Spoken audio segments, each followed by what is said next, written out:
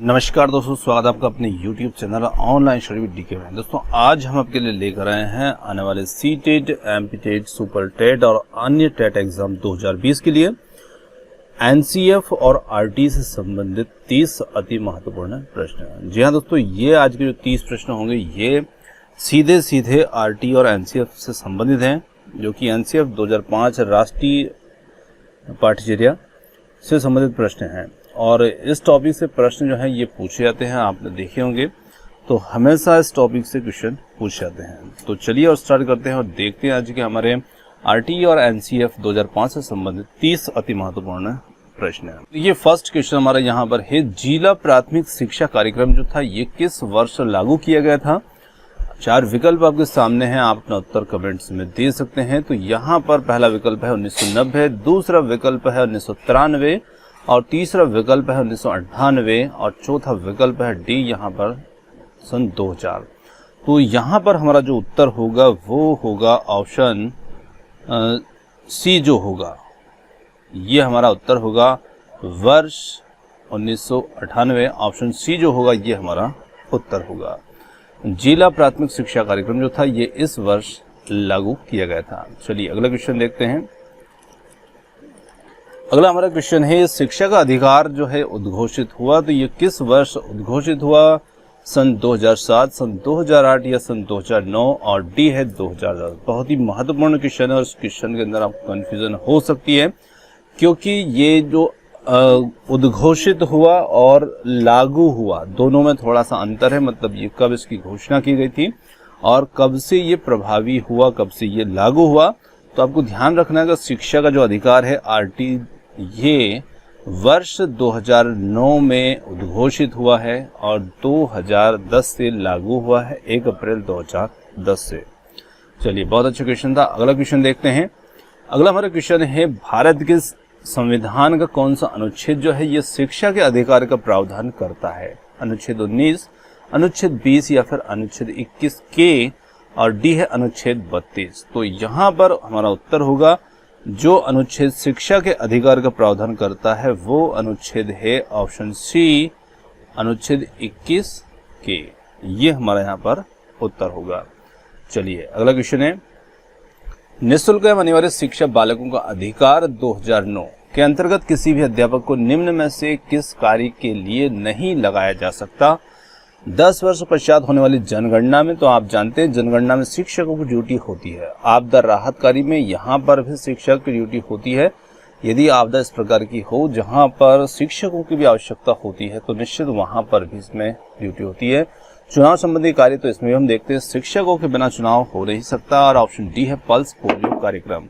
तो option D जो होगा पल्स पोलियो कार्यक्रम, यहाँ पर शिक्षकों की ड्यूटी जो होती है वो नहीं होती है। ऑप्शन डी हो जाएगा यहाँ पर उत्तर। चलिए अगला क्वेश्चन है, निम्नलिखित में से क्या उत्तम उपलब्धि परीक्षण की विशेषता नहीं है? विश्वसनीयता, वस्तुनिष्ठता, अस्पष्टता या फिर वैधता? तो यहाँ पर उत्तर होगा ऑप्शन सी, अस्पष्टता जो है ये उपलब्धि परीक्षण की विशेषता नहीं होती है। चलिए अगला क्वेश्चन है, निम्न में से कौन सा मूल्यांकन के त्रिकोण का भाग नहीं है? तो उस विकल्प का चयन करना है जो मूल्यांकन के त्रिकोण का भाग नहीं है। तो देखिए मूल्यांकन का जो त्रिकोण होता है वहां पर जो शैक्षिक उद्देश्य होते हैं, मूल्यांकन होता है और अधिगम अनुभव होते हैं। वहां पर ऑप्शन सी जो है शिक्षण अनुभव, ये यहाँ पर लागू नहीं होता है, मूल्यांकन के त्रिकोण में शामिल नहीं है। ऑप्शन सी।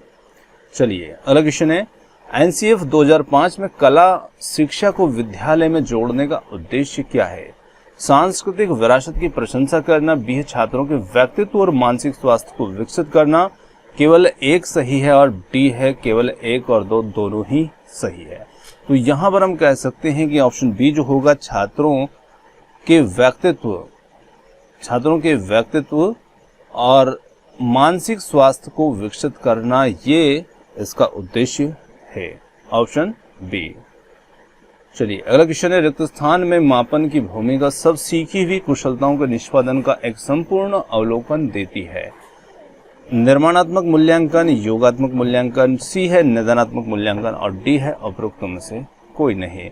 तो यहाँ पर हमें रिक्त स्थान के अंदर शब्द का चयन करना है और यहाँ पर शब्द जो हम चुनेंगे वो होगा योगात्मक मूल्यांकन। ऑप्शन बी जो होगा हमारा उत्तर होगा। चलिए अगला क्वेश्चन है, एक विशिष्ट अधिगम अनुभव प्रदान करने के पश्चात अधिगम किस स्तर तक हुआ है यह मापने हेतु निम्न में से कौन सा परीक्षण उपयुक्त है? उपलब्धि परीक्षण, अभिवृत्ति परीक्षण, निदानात्मक परीक्षण और डी है परीक्षण एवं पुनः परीक्षण। तो यहाँ पर हम कह सकते हैं कि जो उपलब्धि परीक्षण होगा ये परीक्षण उपयुक्त होगा अधिगम के स्तर को जानने के लिए। ऑप्शन ए होगा हमारा उत्तर। चलिए अगला क्वेश्चन है, मूक एवं बधिरों की बुद्धिमत्ता का परीक्षण होता है। अब यहाँ क्वेश्चन को देखते हैं आप, तो बच्चे जो हैं वह मूक एवं बधिर हैं, तो यहाँ पर उनकी बुद्धिमत्ता का परीक्षण किसके द्वारा किया जा सकता है? मौखिक बुद्धिमत्ता परीक्षण द्वारा, अमौखिक बुद्धिमत्ता परीक्षण द्वारा या निष्पत्ति परीक्षण, और डी है बी अथवा सी। तो हम यहाँ पर ऐसे बच्चों के परीक्षण के लिए यहाँ पर हम चुन सकते हैं ऑप्शन डी को, और ऑप्शन डी के अंतर्गत दिया है यहाँ पर बी। ऑप्शन डी के अंदर दिया है यहाँ पर बी अथवा सी। तो बी अथवा सी, जहां पर अमौखिक बुद्धिमत्ता परीक्षण द्वारा या निष्पत्ति परीक्षण के द्वारा हम इनकी का परीक्षण कर सकते हैं। चलिए अगला क्वेश्चन है, निम्नलिखित में से किसे ध्यान में रखकर अधिगम उद्देश्यों का निर्धारण किया जाना चाहिए? पाठ्यचर्या, शिक्षक रुचि व सी ऑप्शन है बालक की आवश्यकता, डी है सामाजिक आवश्यकता। तो यहाँ पर हम कह सकते हैं कि जो पाठ्यचर्या है उसे ध्यान में रख करके अधिगम उद्देश्यों का निर्धारण किया जाना चाहिए। ऑप्शन ए होगा हमारा उत्तर। चलिए अगला क्वेश्चन है, भारतीय संविधान के अनुच्छेद 41 और 46 किसके कल्याण से संबंधित हैं? आर्थिक रूप से पिछड़े व्यक्तियों से, बी है विकलांग व्यक्तियों से, सी है धार्मिक रूप से पिछड़े व्यक्तियों से, और डी है क्षेत्रीय रूप से पिछड़े व्यक्तियों से। तो यहाँ पर हमारा उत्तर जो होगा अनुच्छेद 41 और 46 जो है ये संबंधित है आर्थिक रूप से पिछड़े व्यक्तियों से। ऑप्शन ए होगा हमारा उत्तर। चलिए अगला क्वेश्चन है, भारत के संविधान के किसके लिए निःशुल्क अनिवार्य शिक्षा है? तो भारत के संविधान में किसके लिए निःशुल्क शिक्षा है? सभी छात्रों के लिए, 14 वर्ष के सभी बच्चों के लिए, सी है सभी छात्रों व प्रौढ़ों के लिए, और डी है सभी नागरिकों के लिए। तो देखिए जो अनिवार्य शिक्षा है और ये लागू है 14 वर्ष तक के सभी बच्चों के लिए। तो ऑप्शन बी जो होगा ये हमारा यहाँ पर उत्तर होगा, ऑप्शन बी। और एक बात आपको ध्यान यहाँ पर रखना है कि जो नई शिक्षा नीति आई है उसमें 18 वर्ष तक के बच्चों को भी शामिल कर लिया गया है। तो आप ध्यान रखें नई शिक्षा नीति के तहत वो है। चलिए अगला क्वेश्चन है, शिक्षा का अधिकार अधिनियम 2009 लागू हो गया। अब ये क्वेश्चन की चर्चा हमने सबसे फर्स्ट में ही की थी। तो ये लागू कब से हुआ है? तो लागू ये हुआ है ऑप्शन बी 1 अप्रैल 2010 से ये लागू हुआ है। चलिए शिक्षा का अधिकार के तहत प्राथमिक कक्षा शिक्षक छात्र अनुपात क्या है? तो देखिए शिक्षा के अधिकार के तहत प्राथमिक कक्षा के लिए जो शिक्षक और छात्र का जो अनुपात है 1:30 है, 1:35 है, या 1:40, और डी है 1:45। तो हमारा उत्तर होगा ऑप्शन ए जो होगा 1:30। अब ध्यान आपको ये रखना है कि जहां पर बच्चों की संख्या 200 से ज्यादा हो तो उस कंडीशन में यह अनुपात जो होता है, जब बच्चों की संख्या 200 से ज्यादा हो तो 200 से अधिक होने की स्थिति में अनुपात 1:40 का हो जाता है। ये आपको ध्यान रखना है। पर ये कब होगा? जिस विद्यालय में बच्चों की संख्या 200 से अधिक होती है, 200 प्लस होगी, वहां पर शिक्षक छात्र अनुपात 1:40 हो जाता है। और सामान्य स्थिति में बच्चों की संख्या 200 से कम है तो वहां पर अनुपात 1:30 होगा। चलिए अगला क्वेश्चन है, प्राथमिक स्तर पर न्यूनतम कार्य दिवस हैं। बहुत अच्छा प्रश्न है और इस प्रश्न से आपको 2 प्रश्न मिलेंगे। देखिए प्राथमिक स्तर पर न्यूनतम कार्य दिवस कितने हैं? तो हमने यहाँ पर देखा 200, 220 या फिर 1000 और डी है 800। तो देखिए यहाँ पर कार्य दिवस पूछे जा रहे हैं और ये कार्य दिवस वर्ष के लिए हैं। तो यहाँ पर हम कह सकते हैं कि प्राथमिक स्तर के लिए जो कार्य दिवस हैं वो हैं 200। अब देखिए यदि यही प्रश्न जो है ये माध्यमिक स्तर के लिए आता है कक्षा 6 से 8 के लिए, तो 6 से 8 के लिए ये जो होगा 6 से 8 तक की स्थिति में ये हो जाता है 220 दिवस। ये आपको ध्यान रखना है कि प्रश्न आपसे प्राथमिक स्तर का पूछा है या उच्च प्राथमिक स्तर 6 से 8 के लिए पूछा है। तो ये 6 से 8 के लिए 220 दिवस है और प्राथमिक स्तर के लिए 200 दिवस हैं। चलिए अगला क्वेश्चन लेते हैं। प्राथमिक स्तर पर शैक्षणिक जो घंटे हैं वर्ष के निर्धारित है। थोड़ा सा प्रश्न में यहाँ पर एक चीज मिस हो गई है कि प्राथमिक स्तर पर वर्ष में जो शैक्षणिक घंटे निर्धारित हैं वो हमें यहाँ पर देखना है। तो देखिए यहाँ पर ऑप्शन है 800, 1000 या फिर 1100 या फिर 700। तो यहाँ पर भी प्रश्न हमारे लिए प्राथमिक स्तर का है, तो हमें प्राथमिक स्तर के हिसाब से देखना है। तो देखिए प्राथमिक स्तर के लिए ये घंटे निर्धारित होते हैं वर्ष भर के लिए 800 और यही प्रश्न माध्यमिक स्तर के लिए आता है। तो आपको ध्यान रखना है कि वहां पर आपका उत्तर 1000 घंटे हो जाएगा 6 से 8 की क्लास के लिए, कक्षा के लिए। तो ये थोड़ी सी आप बातों को ध्यान रखिएगा। तो इस प्रश्न से भी हमें एक और नया प्रश्न मिला, यही प्रश्न कक्षा 6 से 8 के लिए लागू होता है। तो वहां पर 1000 घंटे हमारा उत्तर होगा। चलिए अब बढ़ते हैं अगले क्वेश्चन की ओर। 6 से 14 वर्ष की पाठ्यचर्या रूपरेखा 2005 के अंतर्गत परीक्षा सुधारों में निम्नलिखित में से किस सुधार को सुझाया गया है? खुली पुस्तक परीक्षा, सतत निरंतर एवं व्यापक मूल्यांकन, सामूहिक कार्य मूल्यांकन और डी है इनमें से सभी। तो यहाँ पर हम कह सकते हैं कि ऑप्शन डी होगा हमारा उत्तर। इनमें से सभी को सुझाया गया है एनसीएफ 2005 के अंतर्गत। चलिए अगला क्वेश्चन है। एनसीएफ 2005 के द्वारा प्रतिपादित मुख्य बदलाव है। तो एनसीएफ 2005 के द्वारा मुख्य बदलाव क्या है? अध्यापक की जांच पड़ताल के साथ सीखना, बी है कक्षा में सीखना, किताबों में सीखना और डी है विस्तृत सामाजिक संदर्भ में सीखना। तो देखिए एनसीएफ 2005 के द्वारा जो प्रतिपादित मुख्य बदलाव है वो है ऑप्शन डी, विस्तृत सामाजिक संदर्भ में सीखना। ऑप्शन डी होगा हमारा उत्तर। चलिए अगला क्वेश्चन है। एक परीक्षण तैयार करने के बाद एक शिक्षक प्राप्तांकों की निरंतरता को जांचने के लिए एक ही आयु वर्ग के बच्चों पर प्रशासित करता है और वह निम्न में से जांचना चाह रहा है वैधता, विश्वसनीयता, वस्तुनिष्ठता और डी है उपयोगिता। तो शिक्षक यहाँ पर किया जांचना चाहते हैं, तो शिक्षक यहाँ पर जांचने चाह रहे हैं विश्वसनीयता को। Option B. चलिए एक बालक को वस्तुओं को देखने में कुछ समस्या है और उसको दाखिला एनसीएफ 2005 के आधार पर किस विद्यालय में होना चाहिए? नियमित विद्यालय, विशिष्ट विद्यालय, सी है समावेशी विद्यालय, डी है एकीकृत विद्यालय। तो उस बच्चे का दाखिला जो है वो होना चाहिए ऑप्शन सी जो होगा समावेशी विद्यालय में, क्योंकि बच्चा जब समावेशी विद्यालय में सभी बच्चों के साथ साथ अध्ययन करेगा तो उसके अंदर किसी भी प्रकार की कोई हीन भावना नहीं आएगी। चलिए ऑप्शन सी हुआ हमारा उत्तर।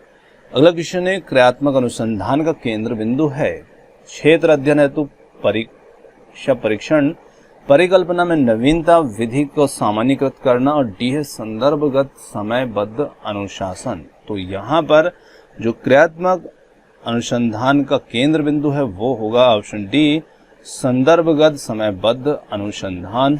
ऑप्शन डी होगा यहाँ पर उत्तर। चलिए अगला क्वेश्चन है। निम्नलिखित में से कौन सी एक अच्छे प्रश्न पत्र की विशेषता नहीं हो सकती?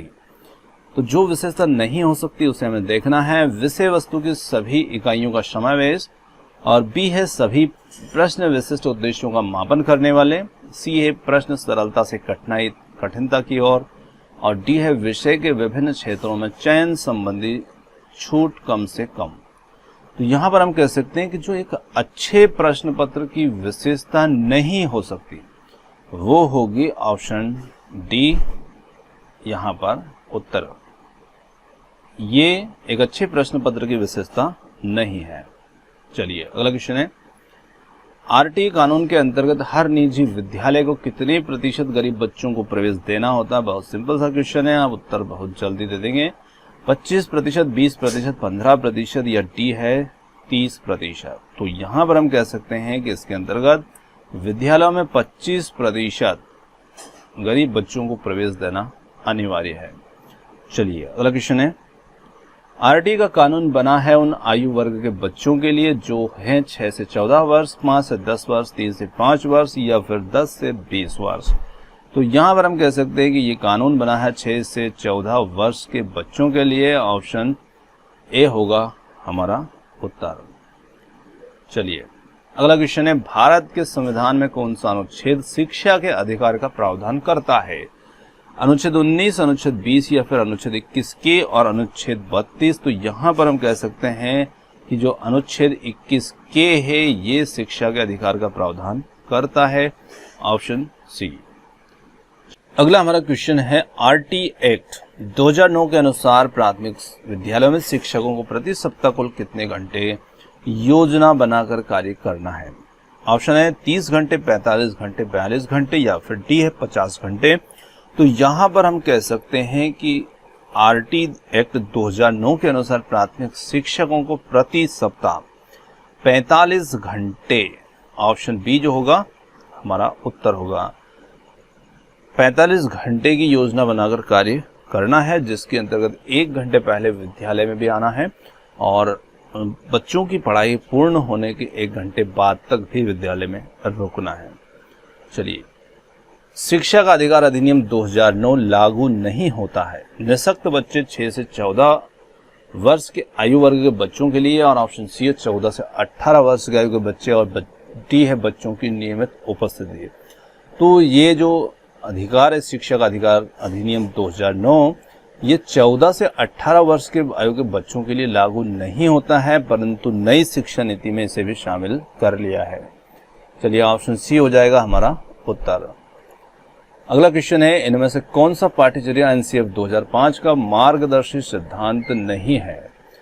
ज्ञान को स्कूल के बाहरी जीवन से जोड़ना, बी है पढ़ाई को रटंत प्रणाली से मुक्त कराना, सी है अंग्रेजी भाषा में शिक्षा देना, और डी है बच्चों को चहुमुखी विकास के अवसर उपलब्ध कराना। तो जो मार्गदर्शी सिद्धांत नहीं है वो हो जाएगा ऑप्शन सी, अंग्रेजी भाषा में शिक्षा देना, ऑप्शन सी।